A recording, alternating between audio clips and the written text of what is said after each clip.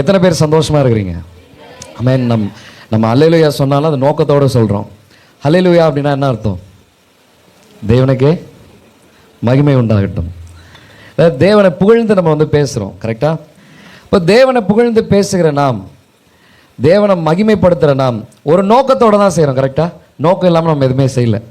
இப்போ for example நம்ம அண்ணன் வந்து என்னன்னா எனக்கு ஃபேன் வந்து வைக்கிறார். ஏன்னா நான் வந்து பேசும்போது நல்லா தைரியமாக உற்சாகமாக சந்தோஷமாக பேசணும், கலைத்து டயர்டாகிடக்கூடாதுன்னு சொல்லி அண்ணன் எனக்கு ஃபேன் வைக்கிறார். அப்போ அது ஒரு நோக்கத்தோடு செயல்படுகிற ஒரு காரியம். அப்போது இந்த உலகத்தில் நிறைய பேர் நிறைய மக்கள் வந்து புகழ்ந்து பேசுகிறாங்க. அவர் ரொம்ப நல்லவருப்பா, தலை இருக்கிறாரு, தலை அவர் கார் ரேஸ் ஓட்டிட்டு இருக்கிறார், கோடி கோடியாக சம்பாதிக்கிறார், ஆனாலும் நிறைய பேருக்கு வந்து ஹெல்ப் பண்ணுறாரு. தளபதி இருக்கிறாரு, அவர் நிறைய படிக்கிற பசங்களுக்கு வந்து என்னென்னா தெரியுதா யார் தளபதி சொல்கிறேன்ட்டு? நல்லா தெரியும்ல நம்ம. ஆனால் பைபிளில் ஒரு ஒருத்தர் இருக்கிறார், அவர் யாருன்னு தெரியுமா? யார் அது? ஏசப்பா. ஓகே. தளபதினு ஒருத்தர் இருக்கிறார், அவர் யாருன்னு தெரியுமா? ஓகே. அப்போது ஒரு மனிதனை புகழ்ந்து பேசுகிறான், இவர் ரொம்ப நல்லவர், இவர் ரொம்ப பெரியவர், உயர்ந்தவர்னு சொல்லி சொல்லும் பொழுது ஒரு மனிதனை, ஒரு பர்டிகுலர் மனிதனை வந்து புகழ்ந்து பேசும்போது அது ஒரு நோக்கம் இல்லாத ஒரு காரியமாக வந்துருக்குது. ஆனால் வானத்தையும் பூமியையும் அண்ட சராசரங்களையும் உங்களையும் என்னையும் உருவாக்கின தேவனை புகழ்ந்து பேசும்போது அதில் நோக்கம் இருக்குது. அதுதான் ஹல்லேலூயான்னு சொல்கிறோம். ஹல்லேலூயா. இப்போ தெரியுதா? நம்ம வாழ்க்கையில் நோக்கத்தோடு செயல்படணுங்க. நான் முன்னாடியே சொன்ன மாதிரி, நான் ஏதோ வாழ்ந்தேன், ஏதோ சாப்பிட்றேன், ஏதோ தூங்குறேன், ஏதோ இந்த மனுஷனை கட்டிக்கிட்டேன், ஏதோ 2-3 பெற்றுக்கிட்டேன், அவ்வளோதான் என் வாழ்க்கை முடிஞ்சிச்சு. அப்படி கிடையாது. நான் வாழ்கிற வாழ்க்கை ஒரு நோக்கமுள்ள ஒரு வாழ்க்கை, ஒரு பர்பஸ்ஃபுல்லான ஒரு லைஃப். கடவுள் நம்மளுக்கு 2 காரியத்தை வந்து வைத்திருக்கிறார். ஒன்று பிளான், இன்னொன்று பர்பஸ்.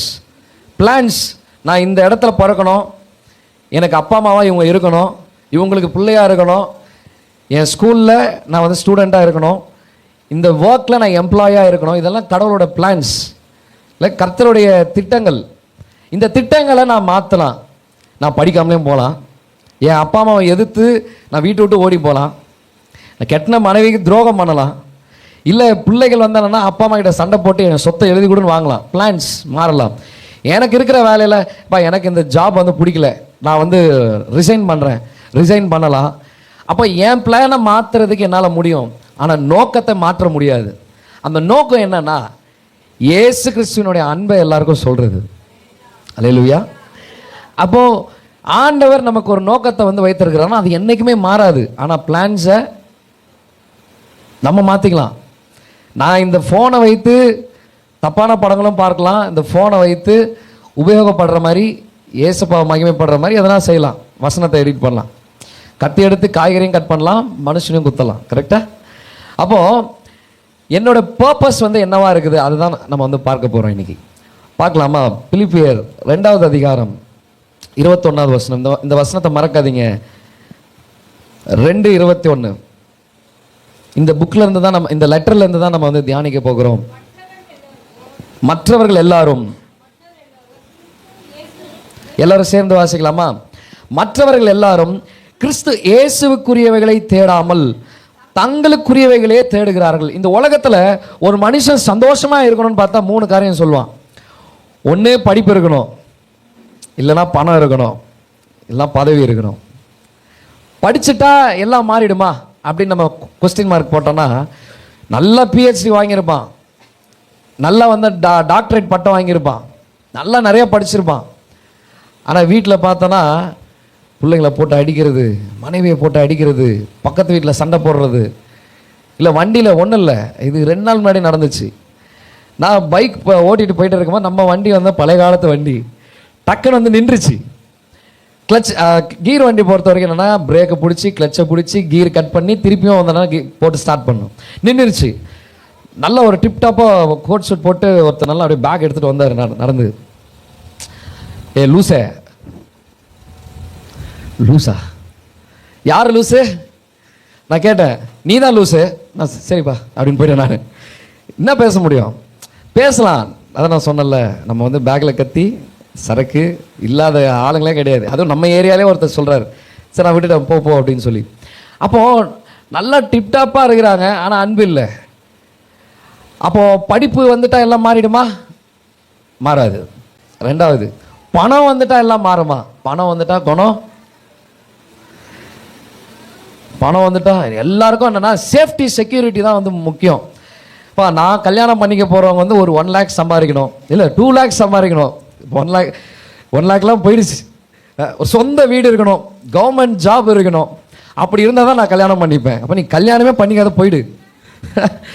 எனக்கு என்னுடைய மனைவி என்ன கல்யாணம் பண்ண பொழுது எனக்கு சம்பளம் எவ்வளோன்னா 4000 சம்பளம், சொந்த வீடு இல்லை, பேங்க் பேலன்ஸ் இல்லை.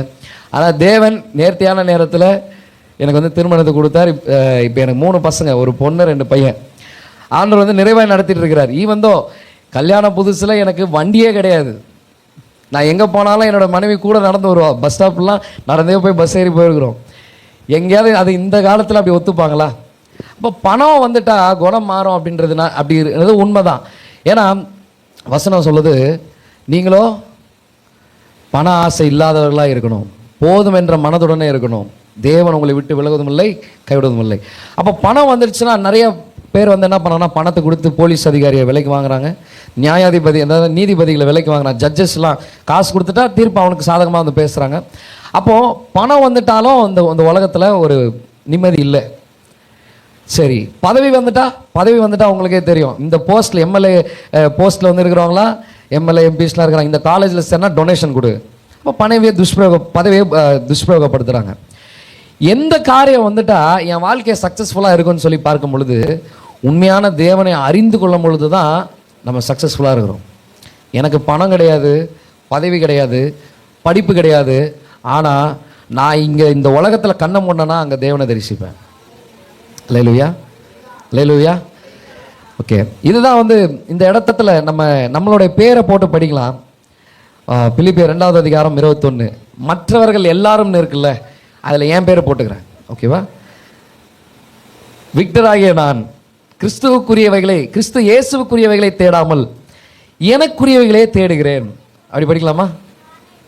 படித்தா நல்லா இருக்கா? இயேசுவாது கிறிஸ்துவாது. நான் ப்ரேயர் பண்ணுறேன்னா, காசுக்காக ப்ரேயர் பண்ணுறேன்னா அவர் காசு கொடுக்குறாரா? அப்போ தான் அவர் கடவுள்.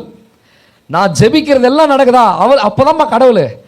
நான் ஜெபிக்கிறது நடலாம். என்னப்பா இது, நானும் சர்ச்சுக்கு வந்துட்டு தான் இருக்கிறேன், 20 வருஷம் 25 வருஷம் வந்துட்டு தான் இருக்கிறேன், 40 வருஷம் வந்துட்டு தான் இருக்கிறேன். என்ன மாறிச்சு?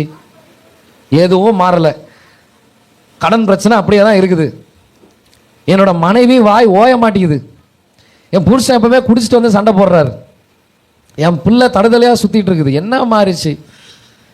அப்போனா நம்ம இன்னும் இயேசு கிறிஸ்துக்குரியவைகளை தேடவில்லை. ஏன்னா இந்த உலகத்தில் இருக்கும் வரைக்கும் இயேசு கிறிஸ்து சொல்லியிருக்கிறாரு, உபத்திரவம் இருக்குது, பாடுகள் இருக்குது, கஷ்டத்தை நம்ம வந்து சகிக்கணும். ஏன்னா கடவுள் இந்த உலகத்தை படைக்கும் பொழுது ரொம்ப பியூட்டிஃபுல்லாக படைச்சார். நான் முன்னாடியே சொன்ன மாதிரி தேவனை யாராலும் படைக்க முடியாது. அப்படி மனிதன் தன்னுடைய கரத்தினால் ஒரு தெய்வத்தை உருவாக்கிட்டானா அது தெய்வம் கிடையாது. இது கல்லையிலேயே வந்திருக்கணும், எழுந்து நின்று நீங்கள் கரை தட்டி அப்படியே உட்காந்துருக்கணும். எவ்வளோ பெரிய விஷயத்த சொல்கிற பாருங்க.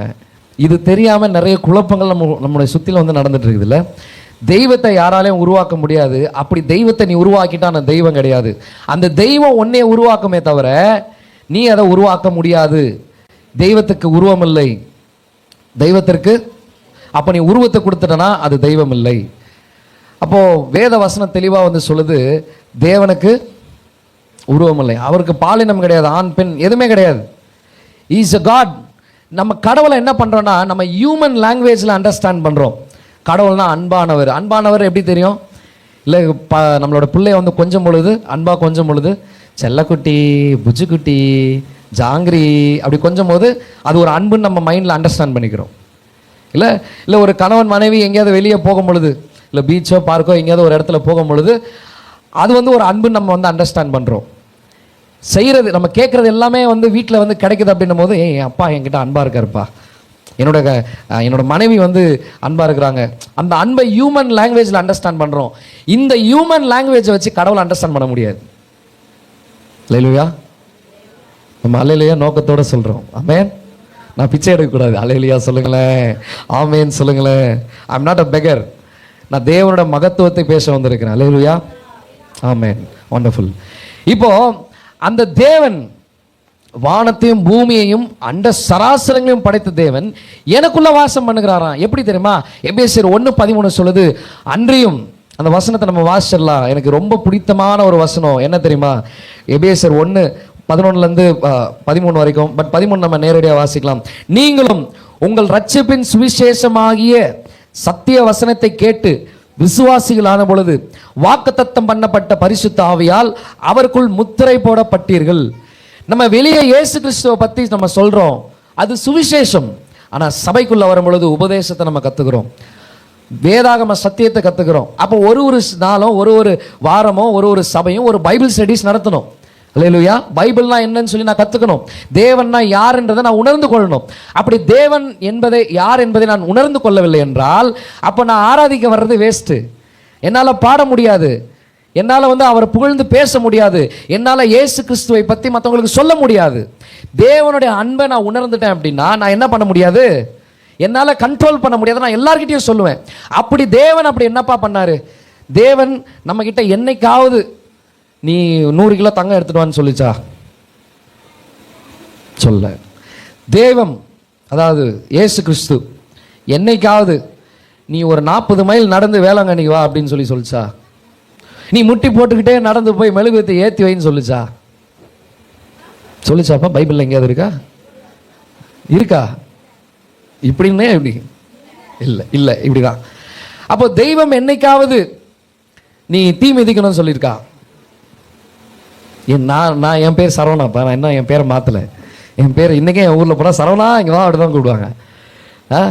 அப்போது தெய்வம் ஒரு விஷயத்தை டிமாண்ட் பண்ணதுன்னா அது தெய்வம் அல்ல.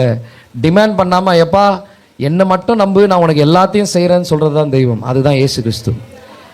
ஆமென். விசுவாசத்தினால் நீதிமான் பிழைப்பான். அவரை நோக்கி பார்த்த முகம் பிரகாசம் அடைந்தது, அவர்கள் முகங்கள் வெட்கப்படவில்லை. ஏன் வெட்கப்படலை?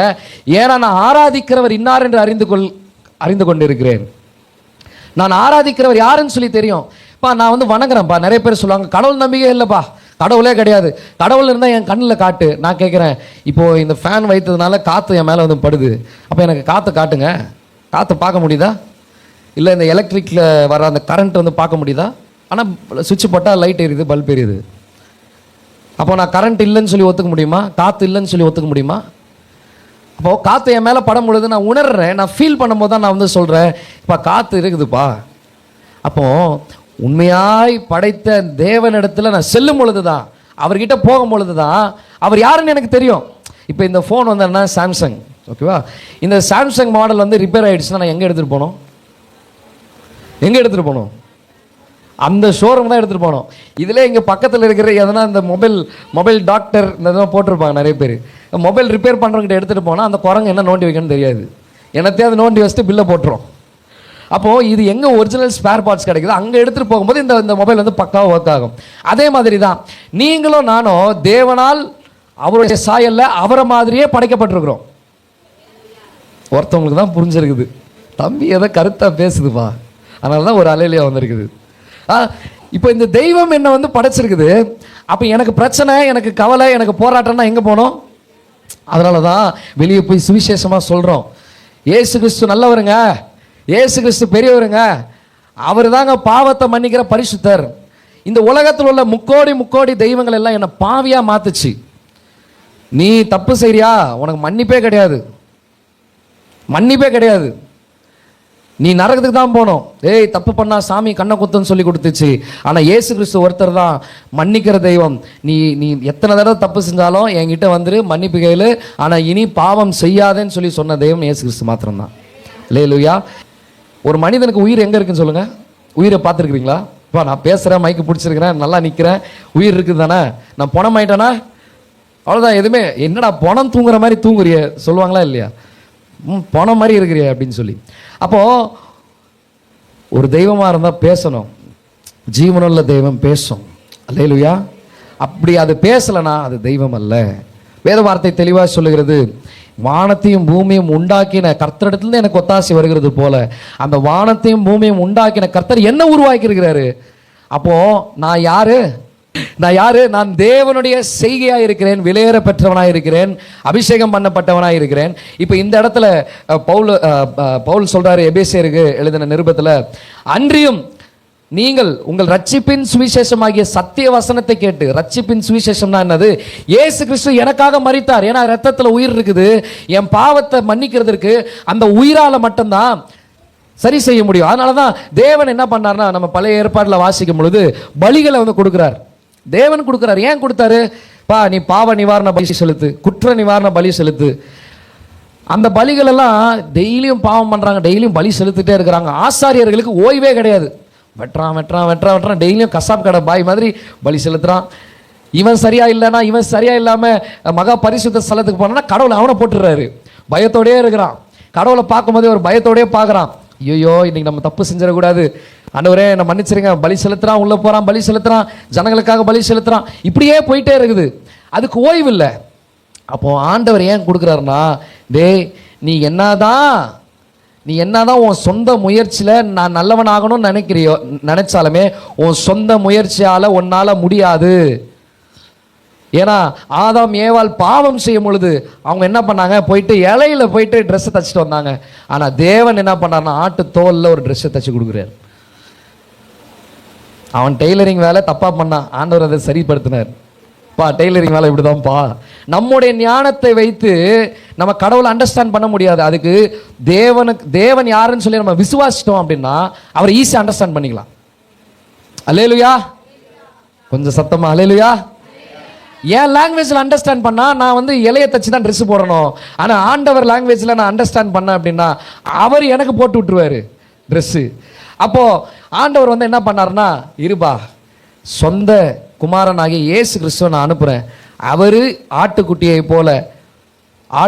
போல ஓம் ஸ்ரீ கன்னிசுதாய நமக, ஓம் ஸ்ரீ பிரம்மபுத்திராய நமக, ஓம் ஸ்ரீ உமத்தியாய நமக, இதெல்லாமே ஓம் ஸ்ரீ கன்னிசுதாய நமகனா கன்னி வயிற்றில் தேவன் பிறப்பார். அல்லேலூயா. இதோ ஒரு கன்னிகை கற்போதி ஆக முடியுமா? அதுவும் ஒரு கணவன் மனைவி உறவில் இருக்கும் பொழுது தானே வந்து ஒரு குழந்தை பாக்கியத்தை ஆண்டவர் கொடுக்குறாரு. ஒரு கன்னிகை எப்படி கற்போதி ஆகும்? இப்போ இருக்கிற டெக்னாலஜி எவ்வளோ இடத்துல கருத்தரிப்பு மையம் இல்லை, எவ்வளோ பேர் வந்து சிங்கிள் சைல்டு வந்து என்னென்னா எடுத்து வளர்க்குறாங்க, சிங்கிள் பேரண்ட்டாக இருக்கிறாங்க. நிறைய இடத்துல பார்க்குறோம் தெரியுமா? சிங்கிள் பேரண்ட் சிங்கிள் சைல்டுனா கல்யாணம்லாம் பண்ணிக்க வேணாம், நான் வந்து ஒரு குழந்தைய வந்து இன்னொருத்தர் மூலிமா பெற்று எடுக்கிறேன், வாடகை தாய் மூலிமா பெற்று எடுக்கிறேன். இந்த உலகத்தில் உள்ள இந்த நாலேஜே டெஸ்ட் பேபியை வந்து இன்ட்ரடியூஸ் பண்ணோம் அப்படின்னா இயற்கைக்கு அப்பாற்பட்ட தேவன், ஆமென், இயற்கைக்கு அப்பாற்படுத்தின தேவன், அந்த தெய்வம் மாம்சமாய் மாறி அந்த தெய்வம் அடிமையின் ரூபம் எடுத்து என்னுடைய பாவத்தை மன்னிப்பதற்கு இந்த உலகத்துல ஒரு கன்னியோட கற்பத்தை தெரிந்தெடுத்து ஒரு மனுஷ குமாரன் வந்தது அப்படின்னா அவர் எவ்வளவு பெரிய தெய்வம். ஒரு தெய்வமா இருந்தா மனுஷன் படுற கஷ்டத்தை வந்து அறிந்து இருக்கணும், புரிந்து இருக்கணும். அல்லேலூயா. அதுக்கு அந்த கடவுள் மனுஷனா வந்திருக்கணும், மனித அவதாரமாய் இந்த உலகத்துல வந்து உங்களுக்காகவும் எனக்காகவும் உங்களோட பாவத்துக்காகவும் என்னுடைய பாவத்துக்காகவும் மரித்த ஒரே தெய்வம் இயேசு கிறிஸ்து மாத்திரம்தான். ஆமென். தன்னுடைய சொந்த குமாரனே பிதாவானவர் ஒப்பு கொடுத்தார். சிலுவையில் கேட்கிறார், என் தேவனே என் தேவனே ஏன் என்னை கைவிட்டீர்? ஏன்னா உலகத்தில் உள்ள பாவங்கள் எல்லாம் அவர் மேல வைக்கப்படுது. பிதா குமாரன் பரிசுத்தாவி மூவரும் ஒன்றாக இருக்கிறார்கள். 1 யோவான் 5:7 நம்ம வந்து வாசிக்கிறோம். பிதாவை பார்க்க முடியல, ஏன்னா அவ்வளவு பரிசுத்தர், அவ்வளவு பரிசுத்தர். ஏன்னா உங்களுடைய பாவத்துக்காகவும் என்னுடைய பாவத்துக்காகவும் அவர் பலியானார். ஏன் தெரியுமா? பாவத்தின் சம்பளம் மரணம். ஃபார் ஈச் அண்ட் எவ்ரிதிங், ஒரு என்ன காரியம் நம்ம வாழ்க்கையில் வந்து நடந்தாலுமே ஒரு விளைவு வந்து இருக்குதுங்க. கரெக்டா? நான் ஒரு விஷயம் செய்கிறேன்னா அது ஏதோ ஒன்று செய்யுது. இப்போ நான் அந்த ஃபோன் எடுத்து வைக்கிறேன்னா அந்த ஃபோன் அங்கே இருக்குது, ஒரு விளைவு வந்து நடக்குது. அப்போது நான் தப்பு செய்யும் பொழுது டீச்சர் என்ன பண்ணுறாங்க? குச்சை வச்சு பின்னாடியே அடிக்கிறாங்க. செய்வியா, காப்பி அடிப்பியா? நான் தப்பு செய்யும் போது என் அப்பா அம்மா என்ன பண்ணுறாங்க? மண்டையில் நறுக்குன்னு கொட்டுறாங்க. தப்பு இல்லை. அப்போது பாவத்தின் சம்பளம் மரணம். நீ பாவம் செஞ்சா நீ நரகத்துக்கு தான் போகணும்னு சொல்லி ஆண்டவருடைய நீதி. ஆனா அந்த நீதியை கொடுத்த ஆண்டவரே ஒரு வழியை கொடுக்கிறார். என்னன்னா, நீ இயேசு கிறிஸ்துவை விசுவாசிரு, உனக்கு அந்த நரக வாழ்க்கை கிடையாது. நீ இயேசு கிறிஸ்துவை விசுவாசிரு, நீ பாவம் செய்ய மாட்ட. அதனால தான் 1 யோவான் 3:8-9 சொல்லப்படுகிறது, தேவனால் பிறந்தவன் எவனும் பாவம் செய்யான். பாவம் செய்யான்னு அப்ப நீங்களும் நானும் பாவமே செய்யலையா? ஏதோ ஒரு வகையில செய்கிறோம். ஆனா நம்ம நீதிமான் ஆக்கப்பட்டபடியினால அந்த பாவத்தில் நிலைத்திருப்பதில்லை. இப்போ என்னால் நான் பொய் மட்டுமே பேசிக்கிட்டே இருந்தேன்னா அப்போ நான் ரசிக்கப்படலை. இல்லை இந்த ஃபோனில் நான் அசிங்கமான காரியங்கள் நான் பார்த்துக்கிட்டே இருந்தேன்னா ரட்சிக்கப்படலை. இல்லை நான் சீரியலை பார்த்துக்கிட்டே இருந்தேன்னா இன்னும் வரலையே. 24 மணி நேரம் படத்தையே உட்காந்து பார்த்துட்டு இருந்தேன்னா என்னது ரட்சிக்கப்படலை. ஐயோ, இதுக்கு எனக்கே ஒரு கொஸ்டின் மார்க்காக இருக்கு. ஃபோனை 24 மணி நேரம் ரீல்ஸு ஷார்ட்ஸு, இன்ஸ்டாவில் ரீல்ஸு, யூடியூப்பில் ஷார்ட்ஸு, ஃபேஸ்புக்கில் வேற விட்டா புதுசாக அதுலேயும் ஒரு ரீல்ஸு. இதை நான் பார்த்துக்கிட்டே இருந்தேன் அப்படின்னா நான் என்ன பண்ணல, ரட்சிக்கப்படலை. அப்போ ரட்சிப்பு அப்படின்னும் பொழுது ஒரு விடுதலை கொடுக்குற ஒரு காரியமாக இருக்கிறது. நான் ஒரு காலத்தில் பாவம் செஞ்சேங்க, ஆனால் இப்போ நான் செய்யலை. ஏன் செய்யலை? ஏன்னா இயேசு கிறிஸ்து அந்த தெய்வம் எனக்காக பலியானாரு. அவருடைய ரத்தம் என்ன நீதிமானா மாத்திருச்சுங்க, என்ன அவருடைய பிள்ளையா மாத்திருச்சுங்க. மாத்தினது மட்டும் இல்லை, பிதா குமாரன் பரிசுத்தாவி, ஆதியிலே தேவன் வானத்தையும் பூமியும் சிருஷ்டித்தார். ஆவியானவர் ஜலத்தின் மேல் அசைவாடி கொண்டிருந்தார். அந்த ஆவியானவரின் தெய்வம் எனக்குள்ள இருக்கிறாரு. பரிசுத்தாவியினால் முத்திரை போடப்பட்டீர்கள். எபேசியர் 4:31 வாசிக்கும் பொழுது, அதில் நீங்கள் தொடர்ந்து வாசிக்கும் பொழுது, அன்றி மீட்கப்படும் நாளுக்கென்று முத்திரையாக பெற்ற பரிசுத்தாவியை துக்கப்படுத்தாதீர்கள் 30வது வசனத்தில் சொல்லப்பட்டிருக்குது. ஏன்பா பரிசுத்தாவியை துக்கப்படுத்தக்கூடாது? நிறைய பேர் சொல்லுவாங்க, நீ தப்பு செஞ்சனா பரிசுத்தாவியானவர் விலகி போயிடுவாரு, நீ தப்பு மன்னிப்பு கேட்டனா ஆவியானவர் உள்ளே வந்துடுவார். ஆண்டவர் என்ன உள்ளே வெளியே விளையாட்ட விளையாண்டுட்டு இருக்காரு? ஆவியானவர் எனக்குள்ள இருக்கிறதுனால தான் நான் செய்கிற தப்பை கண்டித்து உணர்த்துறார். சில பேர் மனப்பூர்வமாக பாவம் செய்வாங்க, அவனுக்கு அது தப்புன்னு சொல்லி தெரியும், ஆனால் அதை செய்வான், தைரியமாக செய்வான். அதனால தான் வசனம் சொல்ற அக்கிரம செய்கைக்காரரு. சீரியல் பார்க்கறது தப்பா கரெக்டா? சீரியல்னா வருது, ஒருத்தவங்க மட்டும் தாங்க சொல்றீங்க, அவங்களுக்கு தான் ஆவியானவர் புரிய வைக்கிறாரு போல. சரி, உட்காந்து வெட்டி கதை உலக கதையை பேசுறது கரெக்டா தப்பா? நான் எப்பவுமே பைக் எடுத்துட்டு போகும்போது தெரு முனையில் ஒரு 4 குந்தானிங்க உக்காந்து, இவனுக்கு எத்தனை பசங்க? 3 பசங்களா? ஐயோ, ஏன் அவன் புருஷன் சரியில்லை, அவன் இருக்கிறா பத்தியா, அவன் பிள்ளைக்கு சரியா சோறு கூட போடுறது இல்லை, இப்படிதான் பேசிட்டு இருக்கான். இது பேசுறது கரெக்டா தப்பா? அப்ப அதை நான் செய்யறேன் அப்படின்னா ரட்சிக்கப்பட்டிருக்கிறேனா இல்லையா? நமக்கு தெரியுங்க இது தப்புன்ட்டு. திருடுறது தப்புன்னு தெரியும், பொய் சொல்றது தப்புன்னு சொல்லி தெரியும், ஏமாத்துறது தப்புன்னு சொல்லி தெரியும், துரோகம் செய்யறது தப்புன்னு சொல்லி தெரியும், பண ஆசை இருக்கிறது தப்புன்னு சொல்லி தெரியும், ஆனாலும் செய்யறோம் தெரியுமா? அப்ப அது எவ்வளவு பெரிய பாவம். அதனால தான் பவுல் சொல்றாரு, எப்பா நீ ரட்சிக்கப்பட்டிருக்கிறப்பா, ஆவியானவர் உனக்குள்ள இருக்கிறாரு, வானத்தையும் பூமியும் உண்டாக்கின தெய்வத்தை நீ ஏத்துக்கிட்டு சபைக்குள்ள வந்துட்ட, நீ சர்ச்சுக்குள்ள வந்துட்ட பிறகு நீ நானும் பாவம் செஞ்சோம் அப்படின்னா ஆவியானவரை துக்கப்படுத்திட்டே இருக்கிறோம். அப்ப நான் துக்கப்படுத்திட்டே இருக்கும் பொழுது பாவத்தின் சம்பளம் மரணமாகுது. உன் ரட்சிப்பை நீ துஷ்பிரயோகப்படுத்துறதுக்கு வாய்ப்பு இருக்குதுப்பா. நிறைய பேர் ரட்சிக்கப்பட்ட விதம் சூப்பரா இருக்கும், நல்லா சர்ச்சுக்கு வருவாங்க, கை தட்டுவாங்க, ஆராதிப்பாங்க, ஆனா அவங்களால 10 பைசா பிரயோஜனம் இருக்காது. வெளியே போய் சுவிசேஷம் சொல்ல மாட்டான், இயேசு கிறிஸ்துவை பற்றி பேச மாட்டான், போய் மற்றவங்களை ஆதாயம் பண்ணி சபைகளை கொண்டு வர மாட்டான், 10 பைசா பிரயோஜனம் இருக்காது. பழைய கூடி கதவு திருடி மாதிரி தான். ஏன்னா பாவம் என்ன பண்ணுன்னா நம்மளை பரிசுத்தர் இடத்துலேருந்து பிரித்து விடும். யோசிச்சு பாருங்க, நம்ம எவ்வளோ விலையேற பெற்றவங்க தெரியுமா? வானத்தையும் பூமியும் உண்டாக்கின கர்த்தர் எனக்குள்ள இருக்கிறாருப்பா. ஒரு அக்காவுக்கு தான் புரிஞ்சிருக்குது, இல்லை ரெண்டு பேருக்கு புரிஞ்சிருக்குது. நான் சொல்றது புரியுதா? வானத்தையும் பூமியும் உண்டாக்கின பரிசுத்தர் இருக்கார்ல, பரிசுத்த ஆவி, அவர் எனக்குள்ள இருக்கிறாரு. அவர் எனக்குள்ள இருக்கிறது தான் அந்நிய பாஷை வருது, அவர் எனக்குள்ள இல்லைன்னா அநியாய பாஷை வரும். இல்லை சபைக்குள்ள அந்நிய பாஷை, வெளியே போனா அநியாய பாஷை, அப்படி இல்லை.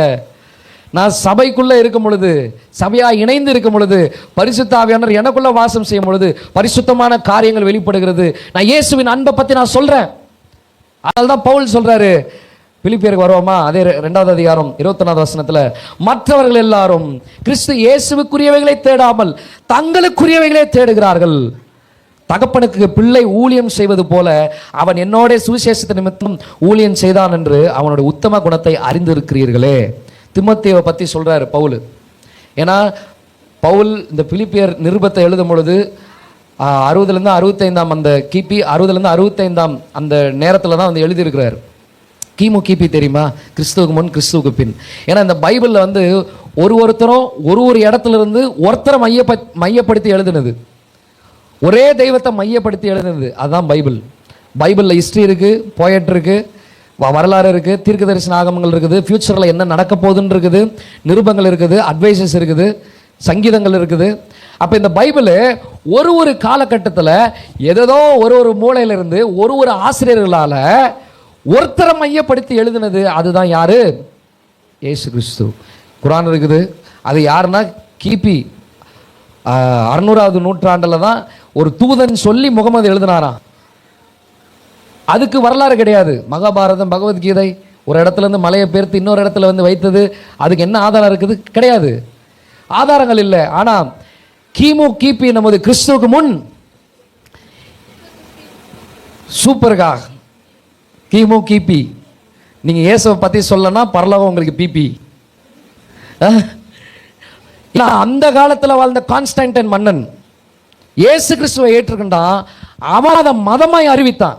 அப்ப இயேசு கிறிஸ்துன்ற ஒரு தெய்வம் இந்த உலகத்துக்கு வரல அப்படின்னா எப்படி அதை மதமாய் அறிவித்திருக்க முடியும்? நான் சொல்றேன், மதம் அல்ல மார்க்கம். கிறிஸ்துவ மதத்தை போதிக்கல.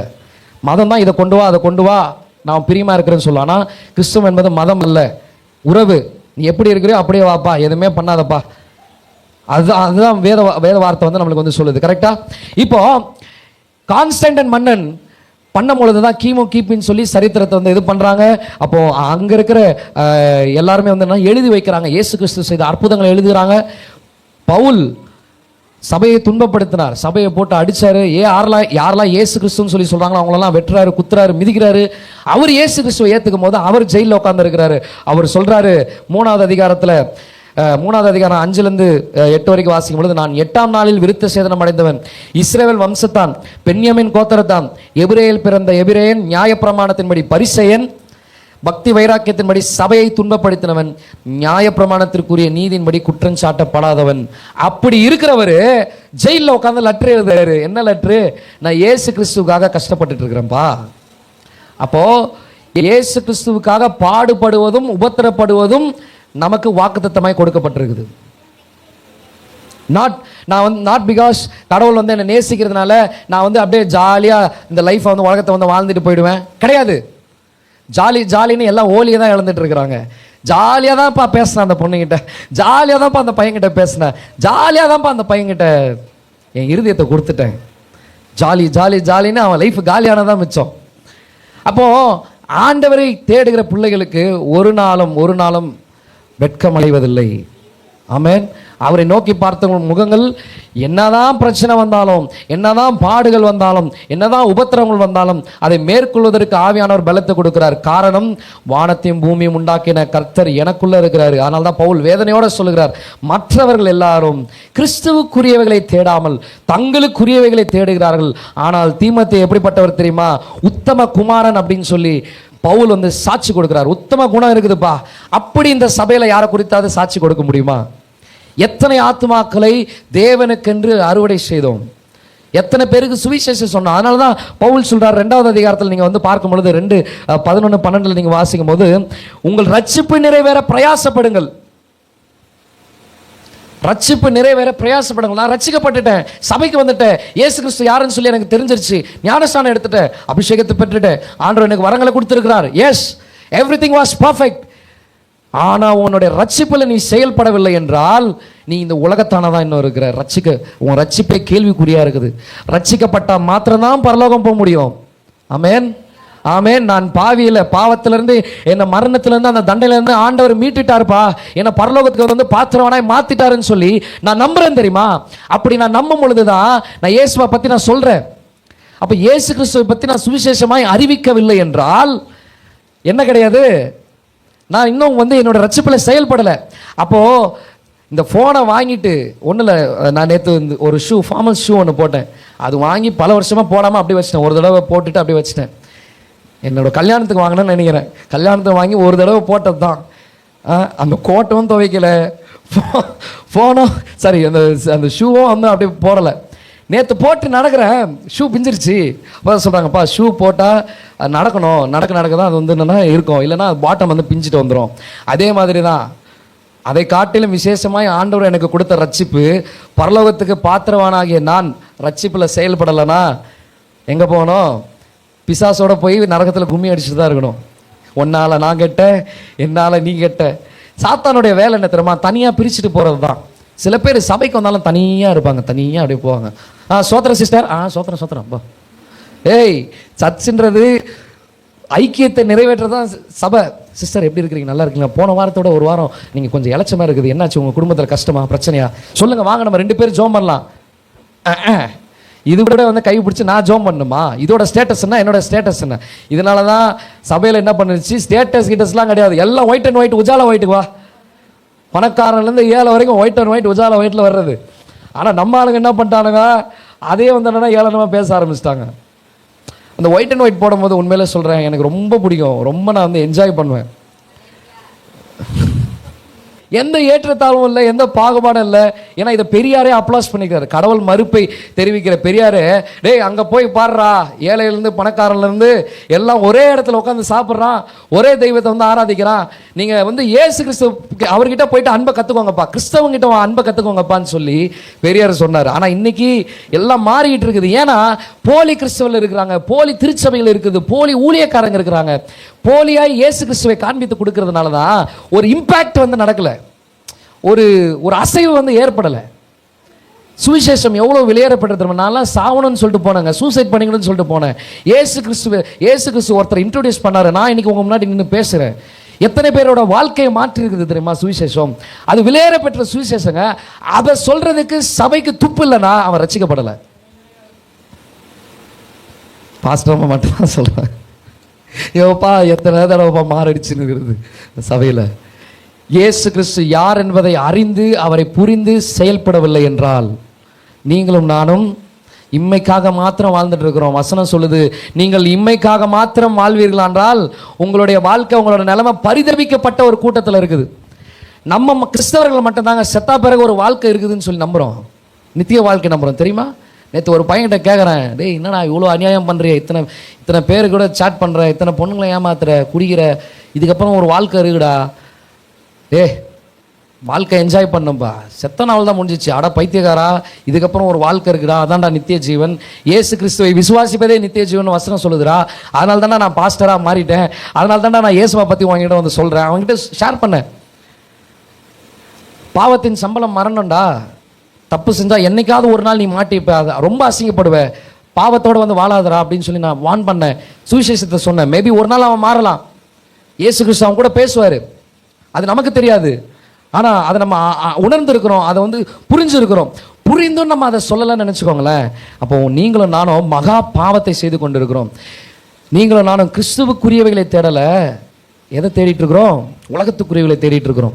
இதுக்கப்புறம் ஒரு வாழ்க்கை இருக்குது, யுக யுகமாய் நித்திய வாழ்க்கையில தேவனை தரிசித்தவர்களாய் அவருடைய பாதத்துல அவரை ஆராதிச்சுட்டு சேனைகளின் கர்த்தர் பரிசுத்தர் பரிசுத்தர் பரிசுத்தர் பரிசுத்தர் சொல்லி ஆராதிக்க போறோங்க.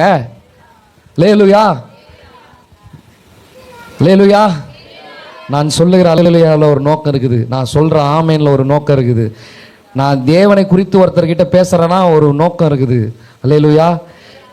நாளையிலேருந்து கடைக்கார அண்ணாச்சிக்கிட்ட, அண்ணாச்சி கொஞ்சம் கருவேப்பிலை எக்ஸ்ட்ரா கொடுங்க அப்படின்னு சொல்லி கேட்கறதுக்கு முன்னாடி, அண்ணாச்சி இயேசு கிறிஸ்து உண்மையான தெய்வம், அவரை ஏற்றுக்கோங்கன்னு சொல்லுங்க.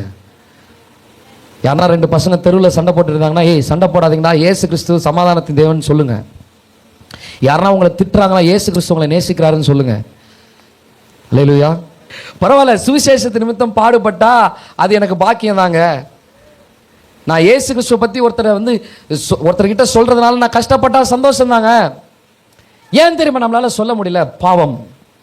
நான் சாட்சியா வாழல, நான் சண்டை போட்டுட்டு இருக்கிறேன். அப்போ எப்படி நான் சமாதானம் தருகிறார் இயேசுன்னு சொல்ல முடியும்? வீட்டுக்கு வீட்டு வாசப்படி தானே, பரவாயில்ல, எல்லார் குடும்பத்தில் நடக்கிற பிரச்சனை தானே. நான் இயேசு கிறிஸ்துவை பற்றி சொல்லுவேன், அவர் சமாதானத்தின் தேவன் தான் அப்படின்னு சொல்லி முடிந்த அளவு நம்மளை செல்ஃப் கண்ட்ரோல் பண்ணி, இல்லை வீட்டில் கணவன் தூக்கி போட்டு மிதித்தாலும், பொண்டாட்டி கேவலமாக பேசினாலும் அதை அப்படியே வாங்கிக்கிட்டு நம்ம பாட்டுக்கு போய் என்ன பண்ணணும்? இயேசு கிறிஸ்துவை பற்றி சொல்லணும். சாத்தான் இப்படிலாம் தடை செஞ்சுட்டே இருப்பான். ரட்சிப்பு நிறைவேற பிரயாசப்படுங்கள். அதுவும் எப்படி தெரியுமா?